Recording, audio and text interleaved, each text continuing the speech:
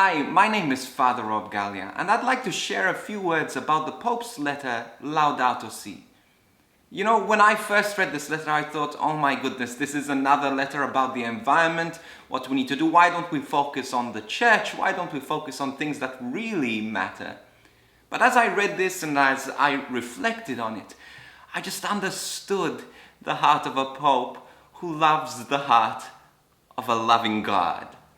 You see, God has given us this planet. He has given us the environment, not because of anything else, but the fact that He loves us and He wants us to be people who are happy and full of life. But we've taken this mansion, we've taken this planet, and we have sort of abused it. We have destroyed it.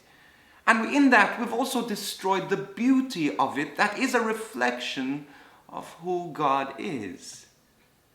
The church has a history of looking after beauty. The Sistine Chapel, all these beautiful works of art, all the beautiful ornaments we have in the church.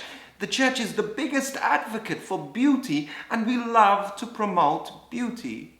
So it makes sense for me that the church is the loud voice here in advocating for this beauty which is our planet. But it's not only the beauty of this planet, but it's also who it is affecting that is more important than the rest of creation. But it is affecting you and it is affecting me.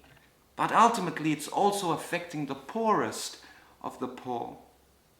So even though we might destroy things and think it doesn't affect us, actually it does. Everything you do affects me. Just as much as anything and someone does in Brazil is going to affect me here in Australia and affect you in Malta. Because the thing is, we impact one another. That's the nature of humanity. That's the nature of living on a shared planet.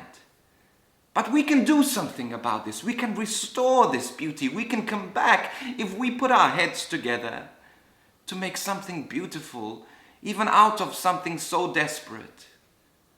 We're all in a place of pandemic, a place of isolation, and the planet has had a chance to breathe. But let's take this opportunity now, this time where we've isolated ourselves and we've used less fossil fuels, we've used less resources, we've traveled less. Let's try and continue this streak to look after this planet. And we don't do it because we love the planet only, but we do it because we love God who has given us this planet. We love God who is beauty, and in this planet we see the beauty of God. So let us make a difference. Let us get our heads together. Let us look after what God has given us, just to give glory to God. And in doing so, we're worshiping, we're honoring the God of beauty, the God who loves us, and the God who wants to give us this life and this beauty to the full.